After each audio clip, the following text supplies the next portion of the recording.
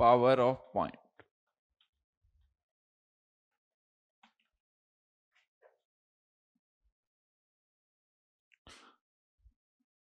लिखना square of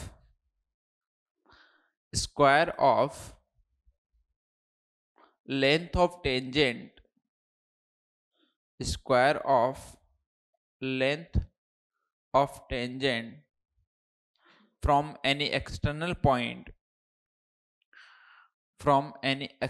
point is called power of point। ठीक है, तो ये आपको ऑलरेडी पता है। ये आपके पास में एक पॉइंट P है और यहां से अगर हम ऐसे ड्रॉ कर दें तो ये आपके पास में T, तो PT का जो स्क्वायर है उसको हम क्या बोलते हैं, इसकी पावर, और वो किसके इक्वल आता है, S1 के। साथ में एक रिजल्ट और लिख दो जो बड़ा ही काम का रिजल्ट है, PT square is equals to PA into PB।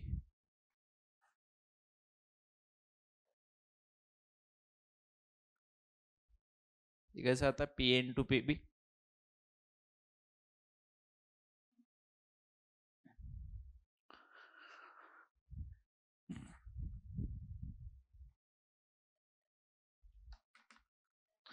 ठीक है, देखो भैया आपके पास में ये जो लाइन है, इस लाइन की इक्वेशन लिख सकते हैं। इस पॉइंट को हम कुछ बोल देते हैं x1 y1, ठीक है, और ये सपोज सर्कल जो उसको भी बोल देते हैं एक्स स्क्वायर प्लस में y square is equal to a square. ठीक है, तो जो पीए लाइन है, पीए लाइन, उसकी इक्वेशन अगर हम पैरामेट्रिक फॉर्म में लिखना चाहें तो ऐसा लिख सकते हैं x minus x1 upon cos theta equals to y minus y1 upon sine theta is equals to r। ये किसी भी लाइन की पैरामेट्रिक फॉर्म में क्वेश्चन आता है। तो अगर इस लाइन पे कोई भी जनरल पॉइंट आपको लिखना है तो आप क्या लिख सकते हो, x1 plus r cos theta and y1 plus r sine theta. अब देखो यहां से हम ऐसा बोल देते हैं कि पीए जो डिस्टेंस है उसको हम भाई कुछ मान लेते हैं r1 डिस्टेंस, और जो पीबी डिस्टेंस है इसको हम मान लेते हैं कुछ r2। ठीक, अगर हमने ऐसा मान लिया तो अब अगर ए पॉइंट के कोऑर्डिनेट लिखने हैं तो वो मैं क्या, x1 plus r1 cos theta and y1 plus में r1 साइन थीटा, ऐसा लिखते हैं। ए पॉइंट के कोऑर्डिनेट लिख सकते हैं ऐसा।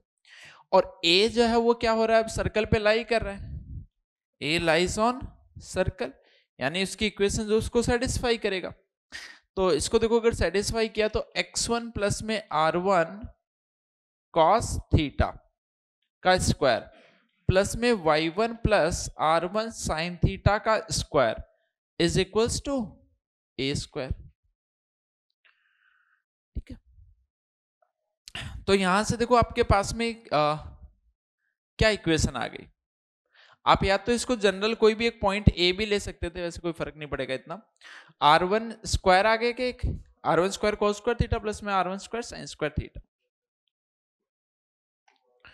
प्लस में 2r1 x cos theta, sorry x1 cos theta plus में y1 साइन थीटा प्लस में x1 स्क्वायर प्लस में y1 स्क्वायर माइनस में a स्क्वायर इक्वल्स टू 0, ऐसा लिख सकते हैं। अब देखो यहां से सपोज अगर हम ये r1 नहीं लेते, या फिर अगर हमने एक r ले लिया, मान लो r1 की जगह सिंपल, तो r में एक क्वाड्रेटिक इक्वेशन आती, r में जो क्वाड्रेटिक इक्वेशन आती है उसके दो रूट होते, तो दो रूट का मतलब क्या था, एक पॉइंट a आता, दूसरा पॉइंट आपके पास में b आता। तो यहां से इस वाली इक्वेशन से r1 इंटू में r2 का जो मतलब है वो क्या, pa इंटू pb है ना, pa इंटू pb। और r1 इंटू में r2 देखो यहां से क्या है, x1 स्क्वायर प्लस में y1 स्क्वायर माइनस का a स्क्वायर, और ये क्या s1 है, तो आ गया pa into pb equal to s1। कर लो नोट।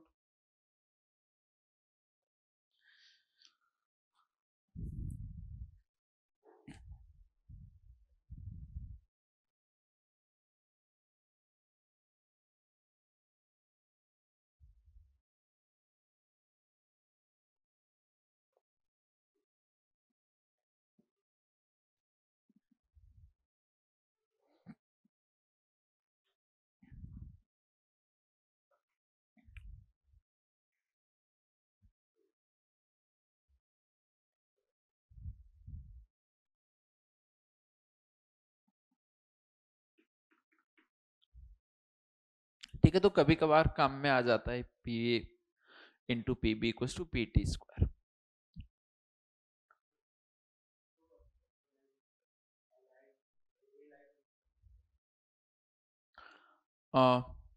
ए पॉइंट हमने फाइंड कर लिया ना, इसको तुम चाहो तो एक बार के लिए डिफाइन मत करो कि डिस्टेंस जो r1 है, आप तो सिंपल ये सोचो कि ये लाइन थी, इस लाइन की इक्वेशन हम ऐसा लिख सकते हैं, है ना। अब इससे r डिस्टेंस पे कोई भी अगर एक पॉइंट लेट करना है तो वो क्या होगा, x1 plus r cos theta and y1 plus r sine theta. और जो r डिस्टेंस पे वो पॉइंट ले रहे हैं वो हम ऐसे ले रहे हैं कि वो पॉइंट जो सर्कल पे लाई करे। तो जो पॉइंट हमने लिया x1 plus r cos theta and y1 plus r sine theta, हम बोलेंगे सर्कल पे लाई कर रहा है, यानी जो सर्कल की इक्वेशन थी उसको सेटिस्फाई करेगा। तो सर्कल की इक्वेशन में पॉइंट डाला है सिंपली। पॉइंट डालने के बाद में आर में क्वाड्रेटिक बनेगी।